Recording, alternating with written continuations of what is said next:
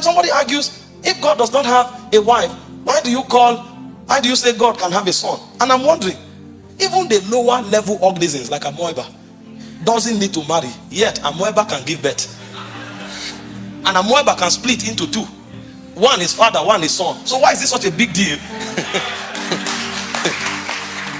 Why is this such a big deal that the Almighty has a son? Meanwhile, when we read the Bible, we discovered that when God speaks, what goes out is not sound, it's a person. When God speaks, the voice of God walks.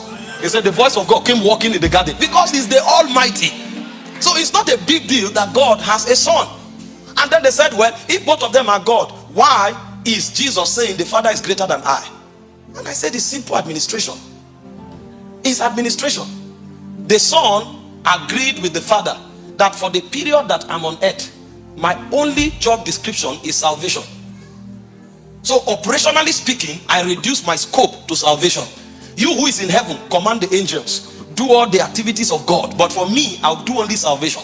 So in the context of responsibility and administration, the Father has become greater. And that's why I gave you the illustration yesterday. If two generals want to conquer a territory and both of them agree, you go in as a spy while I command the army.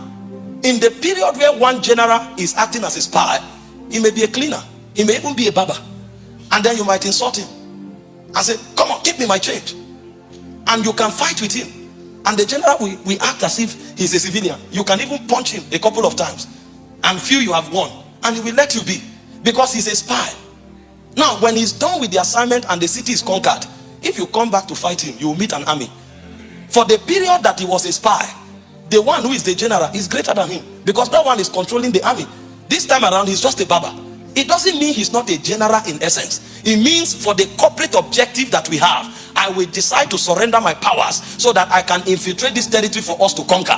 When we are done conquering this territory, he returns back as a general, sharing rank on equal level. So when Jesus was on earth, he was saving humankind. His whole operation was salvation. The Father was the one on the throne. The moment Jesus went to the cross and the assignment was over, he said, give back to me the glory that I had with you before the foundation of the world. Because before I came here, you and I are one. Return the glory back to me. And the glory was returned to him, because when he rose up from the dead, he said, all hail the King. All power in heaven and on earth has been given to me.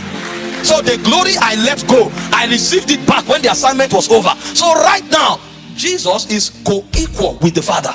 But when he was on earth saving man, the Father was greater than him. Is this such a difficult thing?